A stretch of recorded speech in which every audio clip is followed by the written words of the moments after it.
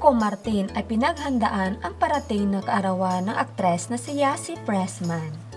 Although this year ay hindi maganda ang pagpasok ng year 2021 sa dalaga, dahil naalis man siya sa teleseryeng FPJs ang Probinsyano, pero maraming opportunity na dumating sa buhay ng aktres.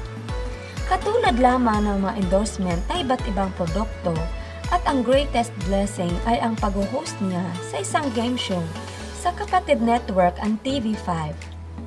Kaya sobrang thankful ang dalaga sa mga blessings na natanggap niya. Gayunpaman kahit parehong busy ang dalawa sa kani-kanilang trabaho, pero mula noon ay talagang espesyal na araw para sa aktor-direktor na si Coco Martin ang kaarawan ng dalaga. Kung matatandaan sa mga nakaraang taon ay sinurpresa niya ang aktres sa kaarawan nito. Bit-bit ng aktor ang cake papunta sa dalaga. Ayon sa nakalap na aming insider, ay binigyan ng time talaga ng aktor na mabigyan ng special celebration ang birthday ng aktres. Nagkaroon ng misunderstanding ang dalawa dahil sa mga issue, subalit andyan pa rin sila para sa isa't isa.